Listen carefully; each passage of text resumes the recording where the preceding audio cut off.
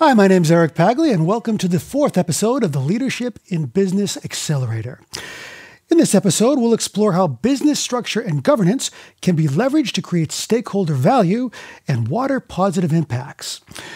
The expert panel that we'll be hearing from in a moment will discuss a reimagining of SDG 17 and scaling multi-stakeholder collaborations in their day-to-day projects.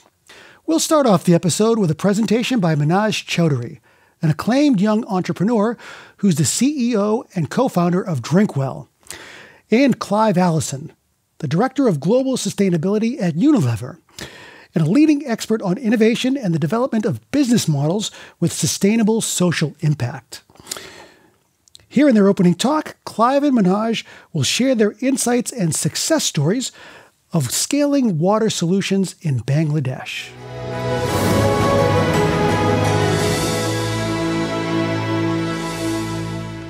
Thanks so much, Eric, for that wonderful introduction. I'm really excited to be here. So, Clive, Transform seems to be treading new ground in the public-private partnership space. Why did you start Transform, and why did Unilever get involved? Thanks, Minaj. It is really exciting to have this opportunity to share the journey of Transform through the lens of global water resilience, and especially with yourself, leading one of the fastest growing enterprises in our Transform portfolio. So as we all know, in the context of resilience, climate change, water, and poverty are all connected. So an anti-poverty agenda is by far the biggest pro-resilience agenda, and central to that is water security. So why do we start Transform? At Unilever, we have the purpose to make sustainable living commonplace. And I've always believed in the power of partnerships to deliver that. So if we remember that when the SDGs were created, the need for truly game-changing partnerships to deliver them was embodied in SDG 17. And I was really surprised after a few years, it didn't seem as though many different models of public-private partnership were in place to step up the impact at scale that was needed. So we all knew that we needed to do more. And in parallel, the FCDO, formerly DFID, were exploring ways to increase their impact and their return on development investment. So we initiated Transform in 2015, a £40 million collaboration, initially between Unilever and the UK government, as a new approach to public-private partnership focused on supporting market-based solutions to persistent development challenges. And that includes access to water, sanitation and hygiene, and was focused on low-income households in sub-Saharan Africa and South Asia. Now, the key here is to accelerate the growth of enterprises which have a trajectory of growing impact hand in hand with financial viability through positive unit economics. So simply put, to support them to do well by doing good. That is a principle that has been the core of the Unilever business model. So we felt we could deliver this new level of acceleration through Transform by leveraging the creativity, the convening power, and the value chain capability of Unilever, together with the financial support and development experience of the FCDO, and build further on that with capability from new partners. And critically, in 2018, we had an exciting development. EY joined us as a program partner, providing a truly game-changing capability in the form of bespoke business support from their employees engaged with Transform from across their global business. And I know, Minaj, this is something that Drinkwell has benefited from directly. To date, Transform is a program that supported more than 50 businesses, extending across 13 markets and reaching well over 4 million people. However, as you know well, Minaj, impact enterprises are indeed market testing many of the breakthrough solutions to deliver the SDGs, but they often lack the resources and support they need to scale their businesses, and indeed risk under the pressure of unexpected events such as pandemics failing. So this is where programs like Transform come in. And in the case of COVID, our response to help enterprises through the crisis, which we branded Survive and Thrive, created the opportunity for businesses to pivot and actually take advantage of the market opportunities that were emerging during the crisis. So they not just survived, but thrived. So Minaj, I'm intrigued to know how you found engagement with Transform. It certainly looks like Drinkwell is thriving. Thanks so much, Clive. At Drinkwell, we partner with utilities to provide safe water to those who live beyond the pipe, that are those who don't have access to piped water where they live. And in Dhaka, the capital of Bangladesh, which is the 8th most populous country in the world, and Dhaka, the capital, being known as the most densely populated city in the world, there's actually 4 million people who resort to water sharks. And the water sharks illegally jerry-rig utility water lines to sell water at inconsistent prices that is of inconsistent quality at inconsistent times. And what we do is we deploy water ATMs that use our proprietary Higgs nano resins to remove heavy metals like arsenic, fluoride, iron, etc., and partner with technologies that can remove bacteria to filter water that is then dispensed in a pay-as-you-go fashion. And this brings consistency around quality, affordability, and availability to a population that has traditionally been overlooked and underserved. Since Transform, we've really grown our operational financial metrics by 5 to 12x. And I wanted to highlight 3 specific ways Transform really enabled this kind of growth. The first is that we grew from a little over 100 to 540 deployments, dispensing 18.5 million liters per month to over 640,000 people. And specifically, we expanded from Dhaka to Chittagong, the second largest city in Bangladesh, to partner with the Chittagong Wasai water utility by leveraging the Unilever Pureit brand and co-branding to help create awareness and reduce our customer acquisition cost.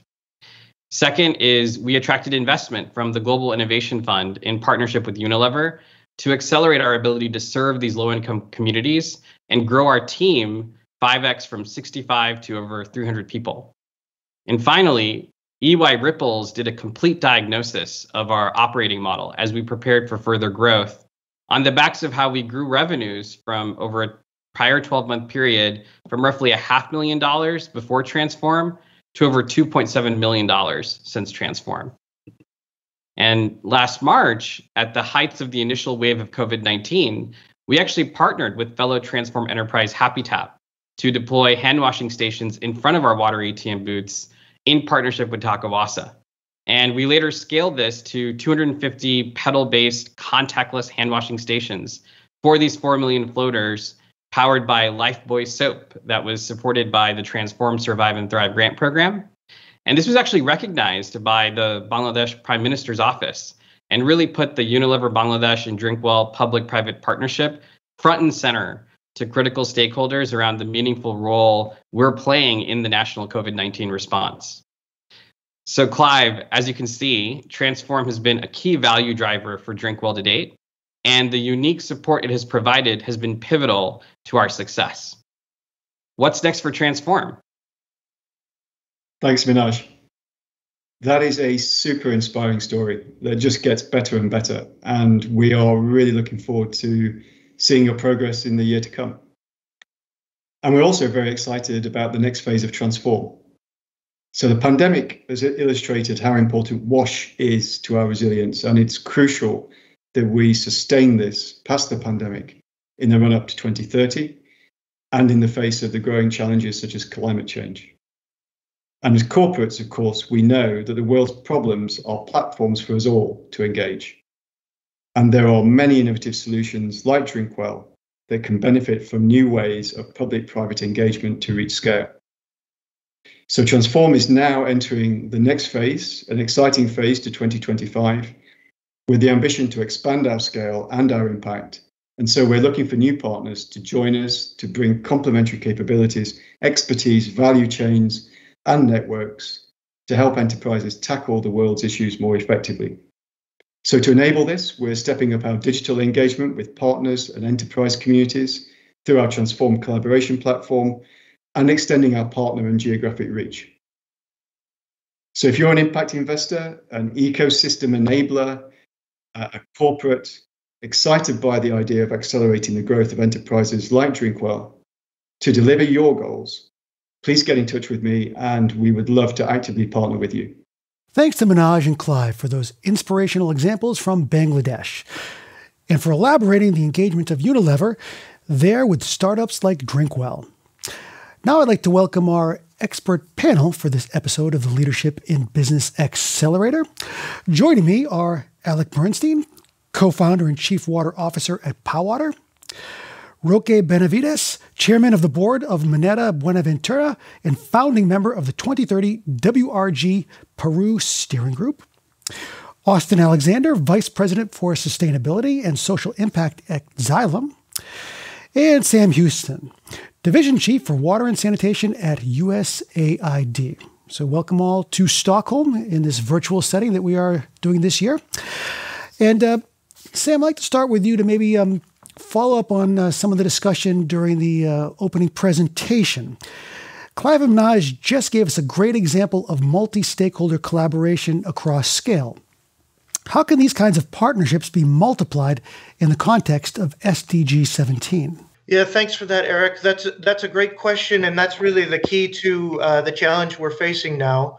As we exit the era of abundance and are increasingly faced with water scarcity challenges globally, we really have to be thinking about multi-stakeholder collaboration and sustainable water resource management in every basin and every catchment in the world. And so, thinking about the systems and the institutions and the networks that are required to advance sustainable water management and to help shepherd us through the era of scarcity is the call to action that's in front of all of us these days. And so it's an area of focus for USAID, as well as many of our other development partners, and I would argue is increasingly going to be a focus for the private sector and basically all relevant stakeholders in the space, which in the water sector is essentially everyone. And so we will be thinking about scale, and we will be thinking about multi-sector coordination as the solution to this monumental global challenge. I could open that up to anyone else who wants to comment on this idea of multi-stakeholder collaboration across scale, SDG 17. Any other thoughts on that from the panel? Well, I think many people claim that there are industries that are opposing each other, and that is not the case in the case of water. I think collaboration has to be used to promote other industries. I'm speaking from the mining sector point of view, and essentially thinking of the agricultural and the farming industry. I think mining and the farming industry can work together in the benefit of the community, which is so important, that people feel that industry contributes to the well-being of the areas, especially the rural areas. In the case of Peru, obviously we need to work together in order to have more water that doesn't flow to the ocean and keep the sweet water with us. Yeah, and I'll add that companies I see companies at the forefront of change because they're really market testing what the breakthrough solutions that are out there to achieve the SDGs are. We're a company that's at the forefront of that, distributing water over the last mile to people's homes using digital technology at Powwater. And these are the types of companies that are first trying new solutions. They're iterating, they're learning quickly in real time, but they need a larger enabling environment to thrive, and they need resources to scale. And we're operating in Kenya, which is a great environment. It's an example of a country that allows startups to thrive and creates the enabling environment for innovation and capital to flow. And so when we think about partnerships going forward, we need to bring the private sector, bring the startups that have the ability to be flexible together with the larger institutions in a smart way to achieve the goals that we're all pushing for.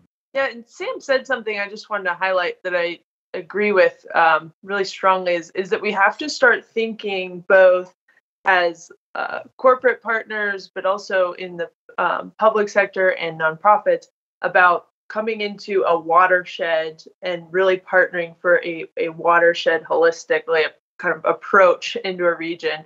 I think in the past, each of us have done our own impact in various regions, but when we really partner across all sectors in a very specific watershed, we can have a lot deeper impact, both on the environmental, but even the social side with the communities that we're living in or operating in, or oftentimes have our own operations in our case. Many people don't realize that, for instance, in the western slope of Peru to the Pacific Basin, 80% of the rainwater every year finishes in the ocean. And that means that we are not working to keep this water on the highlands. You see, the Andes have altitudes up to 4,000 and over meters over sea level. And we can build water dams to keep the water and obviously regulate the waters for the dry season. And that is a contribution that we should continue doing from the mining sector.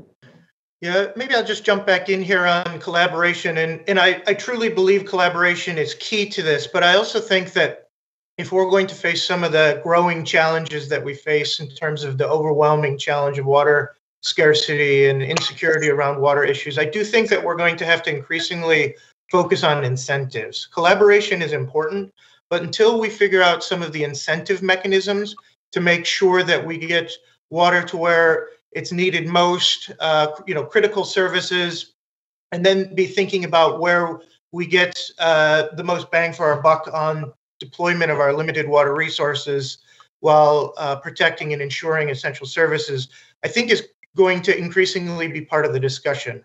It's a politically sensitive discussion, and it's often problematic and requires a lot of careful facilitation, but that underpins the importance of collaboration in this space, because I think there are many difficult discussions to come in many catchments and basins around the world.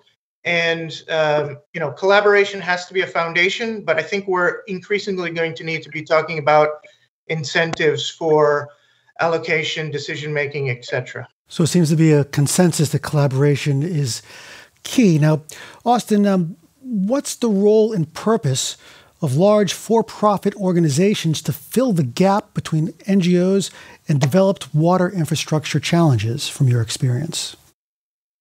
Sure, yeah.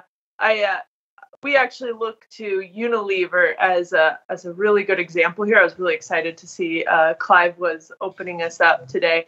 I think they're a fabulous example of a large private organization, for-profit organization that has married their for-profit operations with addressing those most underserved communities. And I think we have a role to play and a responsibility to play, particularly Xylem being in the water industry, to kind of fill that gap between where we have fabulous nonprofit partners and we have the scale and reach and size of Xylem, that we can help to close that gap in between to address the water needs in those populations that are most underserved around the world.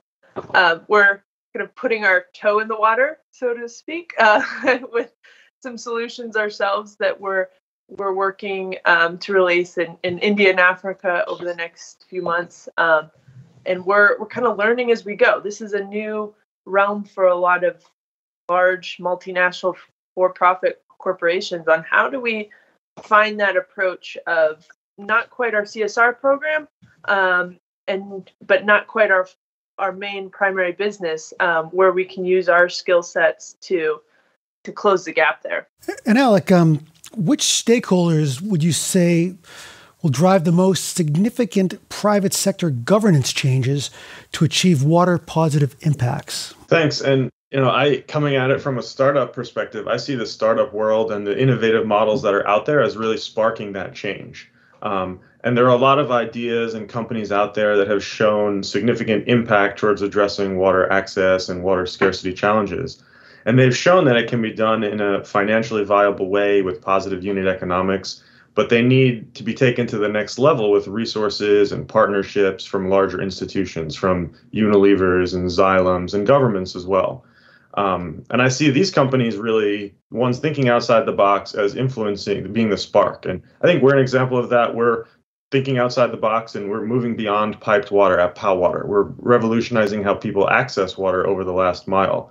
using the Powwater app to order water and bring high quality tested water straight to your doorstep. And this is something that we're tackling such a small part of the larger water access challenge, but we're responding to a need that we see in a gap that exists in the delivery. And that's something we can do as a startup. We can learn, we can iterate, and we can adapt to fit what that need is. And then with the backing and partnerships with larger entities that maybe are not as flexible, there's a significant opportunity there to really amplify the impact. So I see it really starting from the smaller, more innovative ideas, some of the ones that people might say, that's crazy to think about something like that.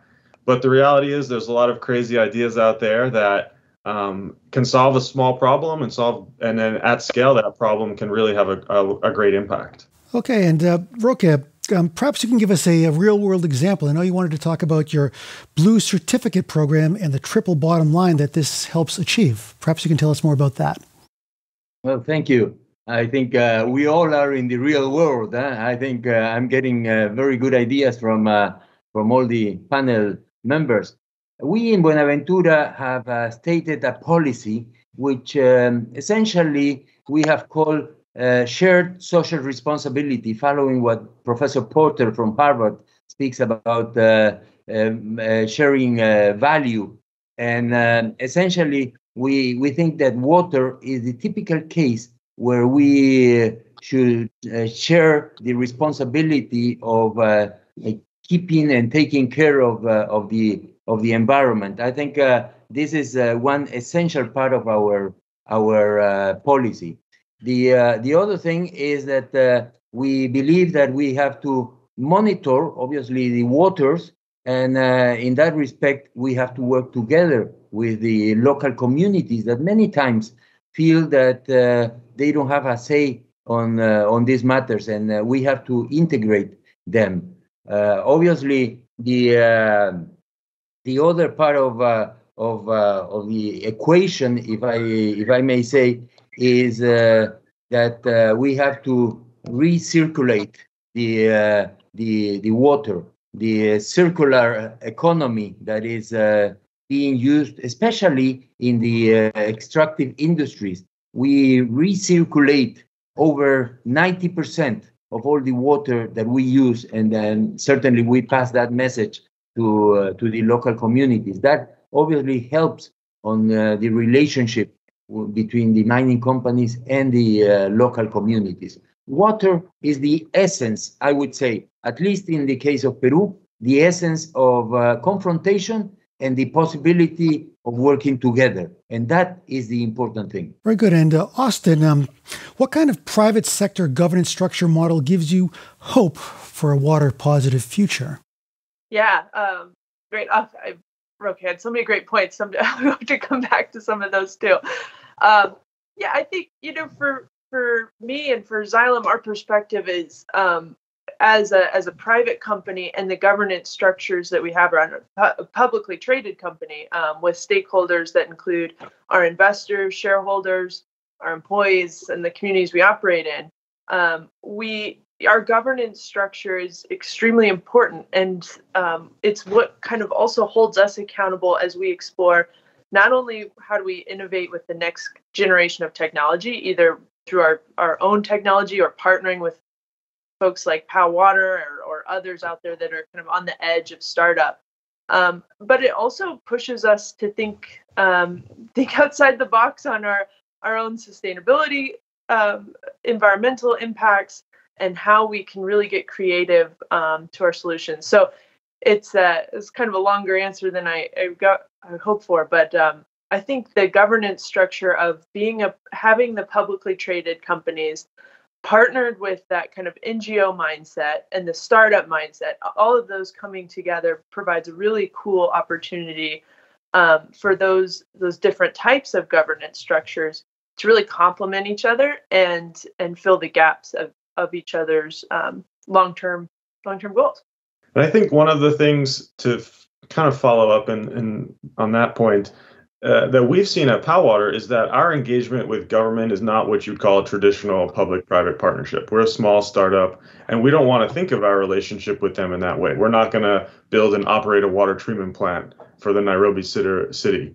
But we've had discussions with the utilities in Kenya, and they're not necessarily interested in the service we provide directly, but the data we collect and the secondary benefits that we can provide as a startup around things like where are people ordering water, what's the geographic demand, what do the patterns look like around water. And they want to partner with us and utilize that data to improve their decision making. So it's a unique type of partnership that I've never seen before, but it's a consequence of the new world we live in, where we're collecting data on everything with, around the last mile of water delivery. And they can use utilities can use data for infrastructure planning, long-term planning, and that's a value we can provide even if we're not directly partnering and providing our service to them directly. Yeah, if I could jump in on governance structures, I think what's absolutely critical is that governance structures fully appreciate the foundations of the business model. And so water is essential for so many business models. And the governance structure that doesn't only appreciate water for its economic value, but also as like a fundamental risk for the business, and appreciates that businesses and supply chains operate in the real world, and that real world is in basins and catchments. There's competition for scarce resources, and there needs to be collective efforts to efficiently use those resources for the collective good. And a governance model that fully appreciates that and brings that into corporate and business decision making is the kind of governance model that's going to succeed over the long term and help mitigate the many risks that are expected from shocks to the system as a result of climate change and other related shocks for water resource management. The integration with the generation of energy through hydroelectric plants is also something that, at least in Peru, applies very much. The thing is, we have the high Andes, we have a lot of water in the rainy season, and as I said earlier, we have most of that water going into the sea and not being used. So water dams, hydroelectric plants, and recirculation of water is something in which governance is very, very important if we want to pass a message to the communities. Yeah, I want to follow up quickly on what Sam said. I think he said it so eloquently on how we need to think about water as more than that kind of free resource, both industrially we've thought of when with operations, but also in the communities we live in, that we really need to start thinking about it as both a risk and an opportunity. There's the risk from climate change. Of course, we're seeing that today, and the risk it can cause to your operations, both in the storm weather events, but also scarcity of good water. And then also the opportunity, a huge opportunity for us to really focus in on how we can partner cross-company, mining company and water technology, play hand in hand together to bring those innovative solutions forward. But we really need to start thinking about water as the resource it really is, beyond the kind of environmental impact it sort of is referenced to today on the side. Well, thank you. As we approach the end of this panel, I'd like you all just to perhaps share with us some words of wisdom in about 30 seconds or so, perhaps look a little into the future of water governance and leave us with a few closing comments. Perhaps we can start with you, Alec. Sure. My closing comment would be we have to think about investing in the radical ideas and innovation in the water space. As a startup, the companies out there are really market testing the solutions to deliver the SDGs. We're doing that, and no matter how small the niche may be, at scale, there's a lot of potential for impact. We're attractive to investors for more than just water access. There's other value in data we collect, for example. And so thinking about how can we continue to create the enabling environment and continue to promote these innovative companies, these small, flexible, adaptive companies to provide the solutions that fit the context and fit the markets where they're implemented to really see some significant change. And perhaps Roque? each country and each area of the world has to have its own particular solutions. And in Peru and the coast of Latin America, with the El Niño phenomenon coming more frequently each time, we need to check on what we should be doing in order to avoid disasters. And water is something that is so important. For that, I think we need to build more reservoirs. We need to have more control, if possible, of the water flows, especially towards the coast of the Pacific. The mining industry in Peru is formal mining, responsible mining, is contributing substantially in that respect. Okay, Sam? Yeah, thank you. So I think as we increasingly face water scarcity, we're all going to be making significantly more investments to ensure that we have a water secure future. That's the private sector, governments, and unfortunately households as well. I think an enlightened approach to this is going to be a collective, collaborative approach that's working in a well-governed system to allocate water efficiently, using incentives that push people towards productive and sustainable uses of water.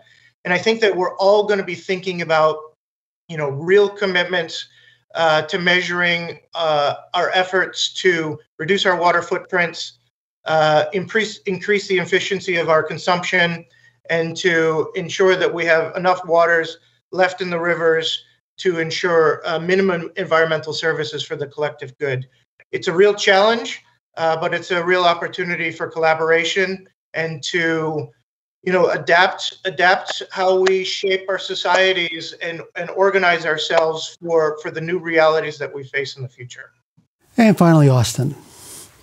Yeah, I'll take from Alex a little bit of what he said earlier. I think it starts with data. We need to really kind of turn on the lights of our own water impact, both at the utility level, but also in more of the industrial space, whether our manufacturing or other operations, and get clear on what is our impact, what is that data, and then use that to make those targeted investments in specific water basins with specific partners to really solve the challenges that we're facing that are unique to various geographies across the world. But it really starts with data.